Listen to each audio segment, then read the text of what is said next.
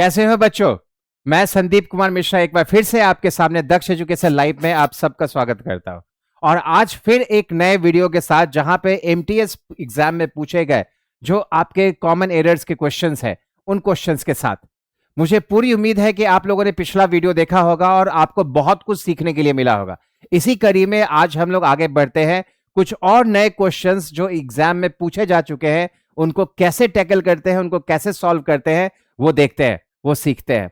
चलते हैं हम अपनी जर्नी पे, लेकिन उससे पहले आपके लिए एक इंफॉर्मेशन है। देखिए, एसएससी के कुछ न्यू बैचेस शुरू हो रहे हैं। पहला 3 पीएम से 5 पीएम 16/2/26, मतलब 16 फरवरी से एक नया बैच शुरू हो रहा है शाम के 3 पीएम से 5 पीएम का, शाम 3 बजे से लेके शाम के 5 बजे का। और दूसरा बैच 9 बजे सवेरे से 11 बजे का, जो कि 18 तारीख से शुरू हो रहा है। मतलब 2 दिनों के अंतराल में 2 बैचेस शुरू हो रहा है। ठीक है, मतलब समझ रहे हो बच्चे। तो आपके लिए एक और मौका है जहां पे आप हमारे साथ जुड़ सकते हैं, हमारे बैच को ज्वाइन कर सकते हैं और अपने आप को तैयार कर सकते हैं आगे आने वाले एग्जाम्स के लिए, जहां पे आप चीजों को बेहतर तरीके से सीखकर अगला एग्जाम क्रैक करने की पोजीशन में बन सकते हैं। तो चलो मुलाकात करवाता हूं इन दो बच्चों के साथ। देखिए, इनकी उम्र 21-20 साल है।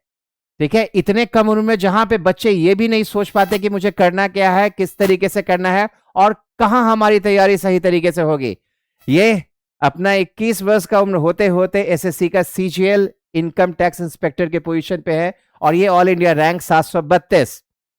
पिछले साल ही इन्होंने क्वालिफाई करके ज्वाइन भी कर लिया भाई। दिल्ली में आईटीओ जो इनकम टैक्स ऑफिस है वहां पे ये इनकम टैक्स इंस्पेक्टर के पोजीशन पे है। देखिए, मात्र 21 साल का बच्चा। दूसरा ऐसा नहीं, ये भी एसएससी सीजीएल ये भी निकाल चुके हैं। ये लास्ट ईयर में ये दोनों बच्चों ने मतलब क्या कमाल किया और इनकी उम्र देखिए। और हम यहाँ पे सोचते रह जाते हैं, हाथ मलते रह जाते हैं कि करना क्या है। भाई, समय बिल्कुल भी व्यर्थ में बर्बाद नहीं करना है। जितना जल्दी स्टार्ट करोगे उतना ही जल्दी तुम अपने जॉब के, सरकारी नौकरी के करीब हो पाओगे।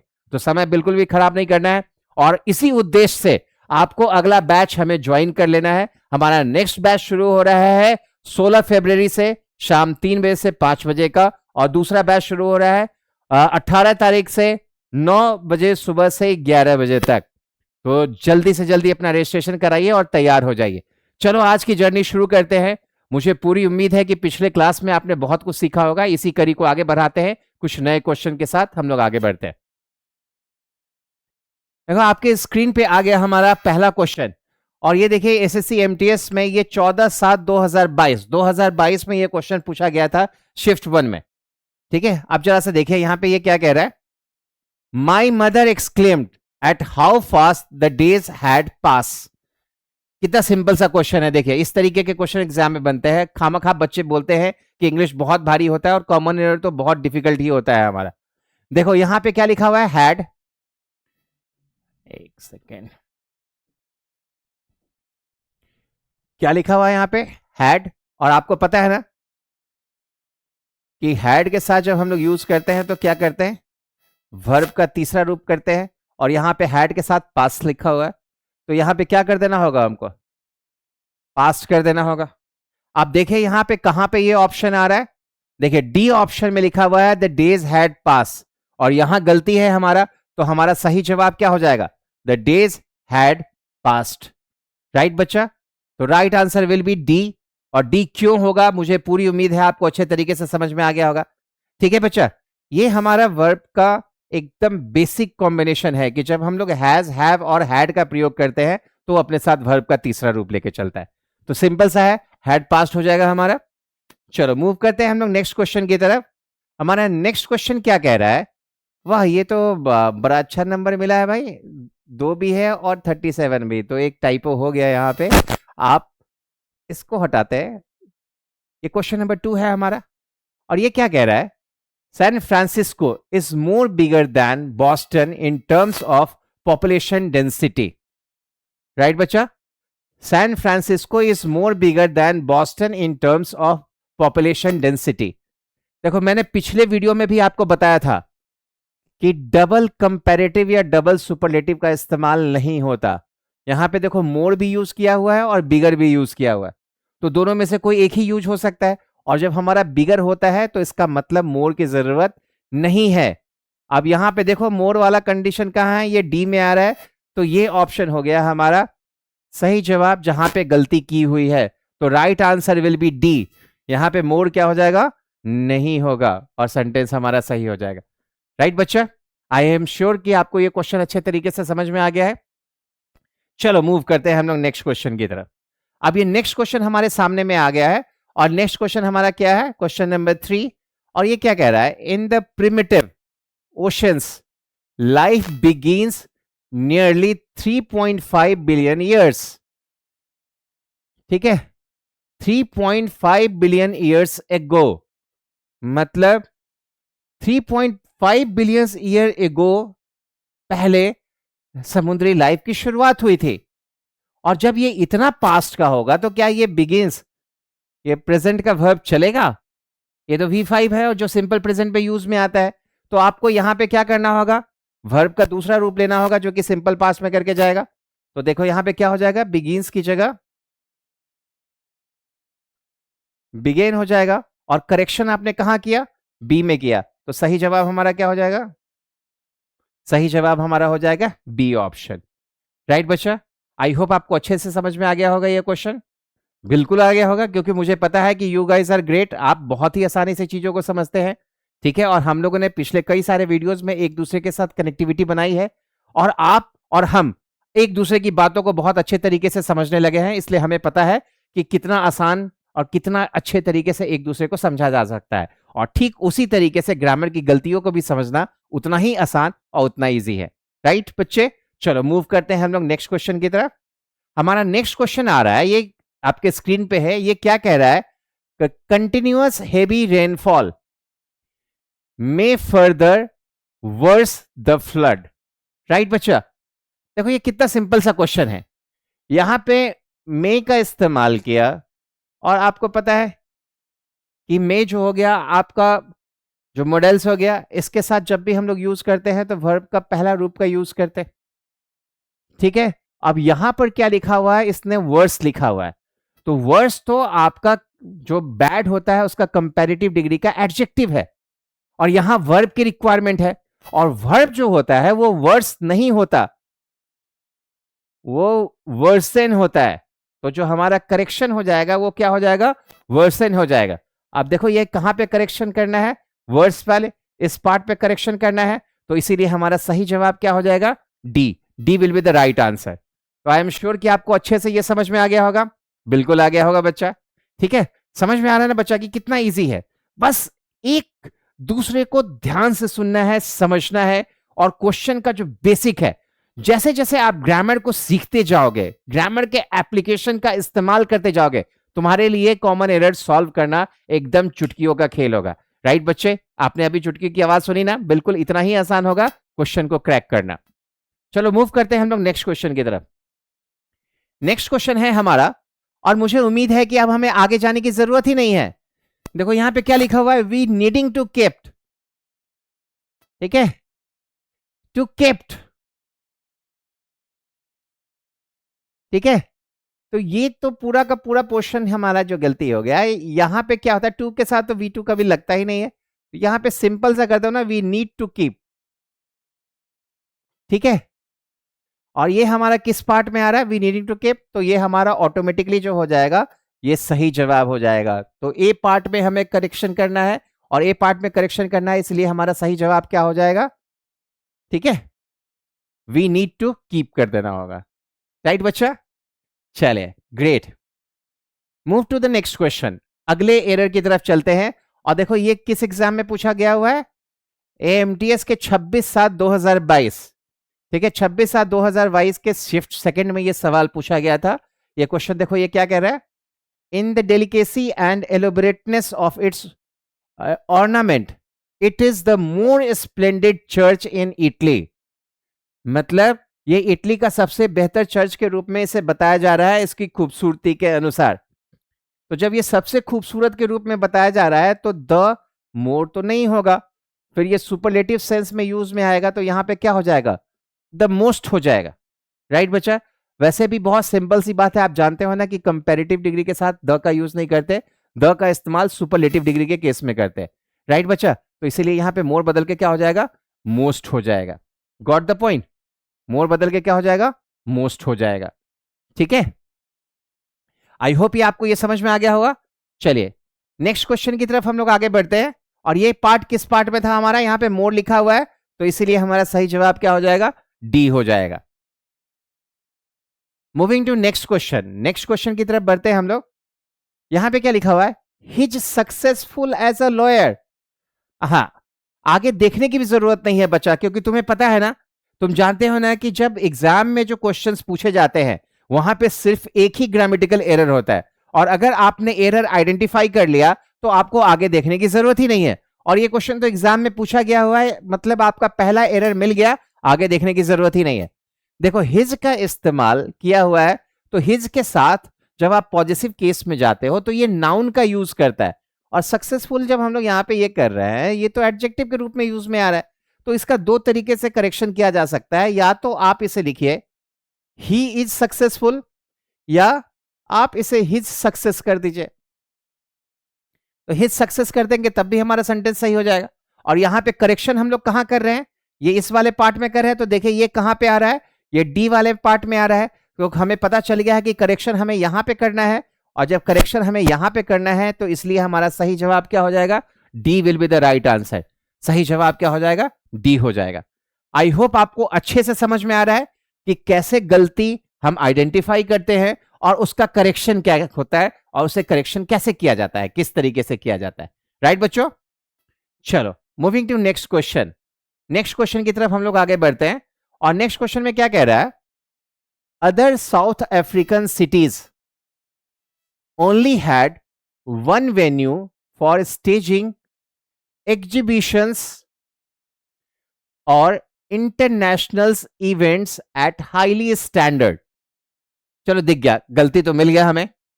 देखिए इंटरनेशनल इवेंट्स, इंटरनेशनल इवेंट्स, जब ये दोनों साथ में आया तो ये इवेंट्स हो गया आपका नाउन, और ये इंटरनेशनल क्या हो गया, ये हो गया आपका एडजेक्टिव। और एडजेक्टिव में एस और एस थोड़ी ना लगाते हैं, तो यहां पे सीधा क्या हो जाएगा, इंटरनेशनल इवेंट्स। तो यहां से एस हट जाएगा। अब ये देखो यहाँ किस पार्ट में आ रहा है, ये बी पार्ट में है, बी पार्ट में यहाँ पे इंटरनेशनल्स किया हुआ है, तो यहां से एस हम लोग हटा देंगे, ये क्या हो जाएगा, international events at highly standard. तो इसलिए हमारा सही जवाब क्या हो जाएगा, बी, क्योंकि बी में गलती थी और बी में करेक्शन का रिक्वायरमेंट। ठीक है, एरर पकड़ लिया, क्या गलती है वो भी पकड़ लिया, और क्या करेक्शन होगा वो भी कर लिया। तो जब इस तरीके का तुम्हारा अंडरस्टैंडिंग हो जाएगा ना, तो तुम्हारे लिए एग्जाम क्रैक करना एकदम इजी खेल हो जाएगा। और अभी आज सब जो हम लोगों ने ये अपना वीडियो की शुरुआत करी थी, तो जो आपने पहले स्लाइड पे देखा था, जो दो बच्चों का फोटो था, वो अपने ना जो मतलब जितने भी मेजर एग्जाम्स जो लास्ट में दिए थे ज्वाइनिंग से पहले, ऑलमोस्ट सारे एग्जाम्स में उन्होंने 50 आउट ऑफ 50, 50 आउट ऑफ 50 किया था। ये यही वजह था जिसके वजह से ना मतलब वो मतलब इतना अच्छा रैंक लेके आ पाए। आप जितना डेप्थ के साथ, जितने मेहनत के साथ एक एक पॉइंट को समझते हो और उसका एप्लीकेशन करना शुरू कर देते हो, बहुत इजी हो जाता है बच्चा, बहुत आसान हो जाता है। और एक बात तो हम लोग जानते हैं ना कि जब हम और आप पूरे जोश के साथ, पूरे इंथुसियाज्म के साथ अगर किसी काम को करने की कोशिश करते हैं, तो हमारा जो प्रोडक्टिविटी है, जो हमारा आउटपुट है, वो कई गुना बढ़ जाता है, और रिजल्ट ऑटोमेटिकली जो कहते हैं ना, बहुत कमाल का, बहुत शानदार आता है, जैसे उन बच्चों ने किया, और अब आगे आने वाले समय में आप बच्चे करने वाले हो। राइट बच्चा, तो एकदम तैयार हो जाओ, दिल के साथ, दिल से लग के काम करो, फिर देखो चीजें कैसे बदल जाती है। चलो moving to next question. Next question की तरफ बढ़ते हैं, और नेक्स्ट क्वेश्चन में पढ़िए क्या लिखा हुआ है, I am looking forward to meets. बच्चों आगे चलना है क्या, तुम्हें पता है ना कि टू के साथ V1 का प्रयोग करते हैं, और यहां पर देखो टू मीट्स लिखा हुआ है, ये तो वर्ब का 5वां रूप हो गया, तो ये तो पॉसिबल ही नहीं है, तो यहां पे गलती हो गई। तो क्या हो जाएगा, टू मीट हो जाएगा। आप देखो कहां पे गलती है, टू मीट्स लिखा हुआ है, तो ये यहां पे गलती है, मीट्स नहीं होगा, टू मीट हो जाएगा। और ये किस पार्ट में आप करेक्शन कर रहे हो, ए पार्ट में, इसलिए आपका आंसर क्या हो जाएगा, A. A will be the right answer, A बिल्कुल सही जवाब हो जाएगा। ठीक है बच्चा, अब मुझे पूरी उम्मीद है कि जब आप इन क्वेश्चंस को देख रहे होगे ना, तो आपका हिम्मत कई गुना बढ़ गया होगा, और आपको पूरा समझ में आ रहा होगा कि एग्जाम निकालना कितना आसान होता है। बस ध्यान से चीजों को सीखना है, कंसिस्टेंट रहना है, लगातार प्रैक्टिस करना है, और फिर देखो ये हंसते खेलते हम लोग चीजों को ऑब्जर्व कर जाएंगे। राइट बच्चा? Moving to next question. Next question की तरफ बढ़ते हैं हम लोग। और देखिए यहाँ पे क्या लिखा हुआ, आई हैव नॉट सॉ।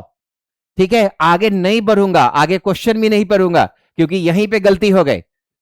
अभी थोड़ी देर पहले मैंने आपको कहा था ना कि जब हम लोग हैज, हैव और हैड के साथ करते हैं ना वर्ब का इस्तेमाल, तो इनके साथ वर्ब का तीसरा रूप का प्रयोग होता है।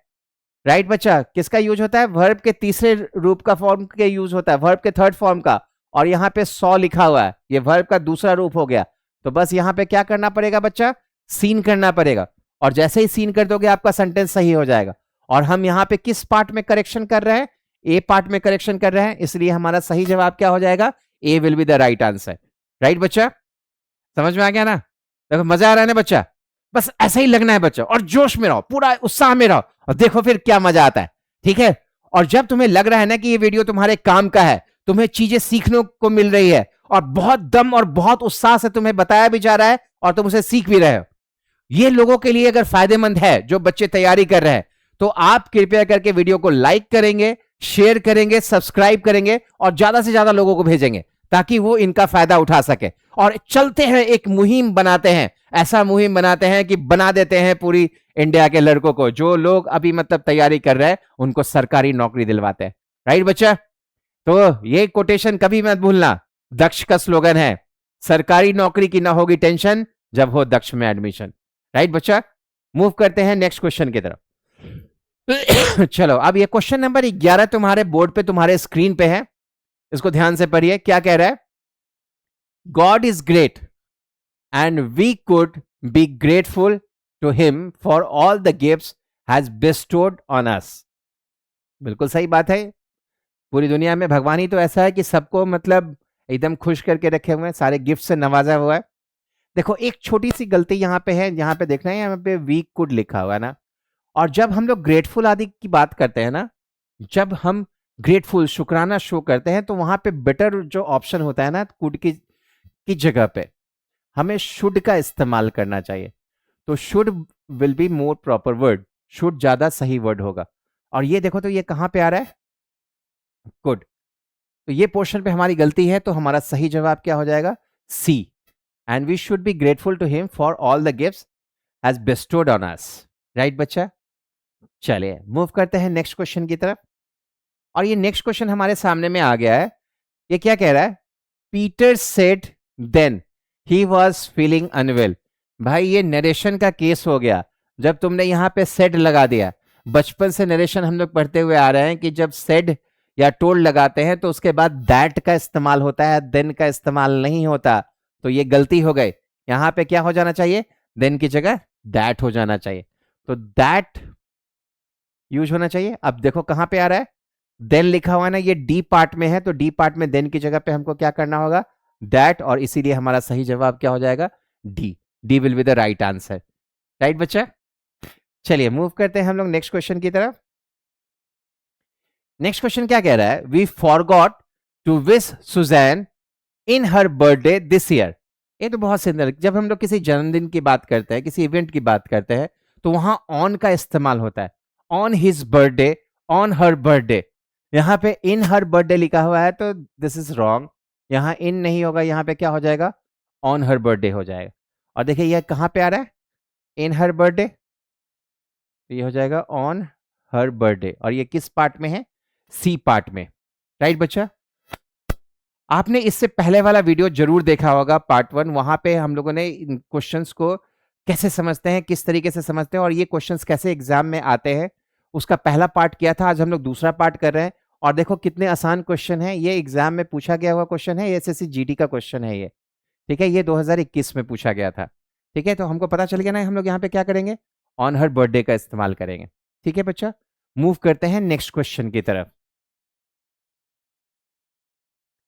देखिए, John wanted to know if will John come to the college in the evening. क्या लिखा हुआ है? John wanted to know if will John come to the college in the evening. देखो ये फिर से नरेशन का क्वेश्चन है, और जब भी नरेशन का क्वेश्चन होता है, जब हम लोग इनडायरेक्ट में बनाते हैं, देखो यहां वांटेड टू नो कर दिया है, इसका मतलब ये क्वेश्चन की बात कर रहा है। यानी ये आस्क की बात कर रहा है। तो जब सवाल पूछा जाता है तो उस केस में हम दैट का प्रयोग नहीं करते, हम वहां पे इफ या वेदर का इस्तेमाल करते हैं। तो यहां पर इफ का इस्तेमाल किया गया हुआ है। लेकिन जब हम लोग इनडायरेक्ट में आगे बढ़ते हैं ना, तो इनडायरेक्ट में कभी भी सेंटेंस क्वेश्चन के फॉर्म में नहीं होता। पहले सब्जेक्ट होता है, बाद में वर्ब आता है। तो यहां पर जॉन जो है वो बाद में लिखा हुआ है और विल यहां पे लिखा हुआ है। तो आप इसको चाहो तो सीधा कर सकते हो, जॉन पहले आ जाएगा, विल की जगह वुड करना चाहते हो वुड कर दो, कुड करना चाहते हो कुड कर दो, क्योंकि यहां पे परमिशन की भी बात हो रही है। या जॉन को भी रिप्लेस करना चाहते हो तो उसकी जगह पे आप ही कर सकते हो, ही वुड या कुड का इस्तेमाल करते हो। ये किस पार्ट में गलती है, ये इस पार्ट में गलती हो रही है। तो यहां पे इफ विल जॉन यही हमारा गलत है, तो यहां पर गलती हो गई, इसीलिए हमारा सेंटेंस का करेक्शन क्या हो जाएगा, B, and B will be the right answer. B हमारा सही जवाब हो जाएगा। तो आई होप आपको समझ में आया बच्चा। मूव करते हैं हम लोग नेक्स्ट क्वेश्चन की तरफ। और जो नेक्स्ट क्वेश्चन है हमारा वो देखिए, ओइंग फॉर हिज इलनेस। आगे बढ़ने की जरूरत ही नहीं है बच्चा, आपका क्वेश्चन का सोल्यूशन हो गया यहीं पे। जब भी आप ओइंग की बात करते हो ना, तो इसके साथ फॉर प्रीपोजिशन का प्रयोग नहीं होता, ओइंग के साथ टू का इस्तेमाल होता है। किसका इस्तेमाल होता है बच्चा, टू का। आप देखो यहाँ पे ओइंग फॉर लिखा हुआ है, तो करेक्शन करके आपको क्या करना है, यहाँ पे टू, और ये किस पार्ट में गलती है, सी पार्ट में गलती है, इसीलिए हमारा सही जवाब क्या हो जाएगा, C. C will be the right answer. Right बच्चा। तो आई होप हम लोगों ने आज जितने भी क्वेश्चंस किए हैं वो सारे क्वेश्चंस आपको अच्छे तरीके से समझ में आया है, उसका ग्रामेटिकल रीजन समझ में आया है, क्वेश्चन को कैसे कमांड करते हैं उस लेवल का कॉन्फिडेंस आया है। And I am sure that आप आगे आने वाले एग्जाम्स में, खास करके जो अभी एमटीएस का एग्जामिनेशन शुरू हो गया है, उस एग्जाम में आप बहुत अच्छा करने वाले हैं, बहुत अच्छे तरीके से इनके क्वेश्चन को सॉल्व करेंगे। और मुझे पूरी उम्मीद है कि इंग्लिश में ना आप लोग एकदम तहलका मचाने वाले हो। अगर आपने तहलका मचा दिया तो कमेंट बॉक्स में लिखोगे ना, कमेंट बॉक्स में लिखना और बताना कि आपने कितने आराम से इसके क्वेश्चंस को बनाए हैं। और फिर हम लोग मिलते हैं अगले क्लास में, जहां पे हम लोग और चीजों के बारे में बारीकी से देखेंगे, बारीकी से सीखेंगे। और एक मुहिम की शुरुआत तो हम लोगों ने कर ही दी है कि बना देना है हर उस नौजवान को जो सरकारी नौकरी की लालसा रखता है, बना देना है उसे इनकम टैक्स इंस्पेक्टर, उसे बैंक पीओ, या किसी भी तरीके से 2026 को ऐसा बना देना है कि वो सरकारी नौकरी हासिल कर सके। तो विद दिस आज के लिए हम लोग यहीं पे खत्म करते हैं, अभी खत्म करते हैं। Thank you, have a nice time. फिर हम लोग मिलते हैं अगले क्लास में कुछ नए और कमाल की चीजों के साथ। तब तक के लिए बाय। लेकिन भूलिएगा मत लाइक करना, शेयर करना और सब्सक्राइब करना। Thank you so much and take care of yourself. Thank you.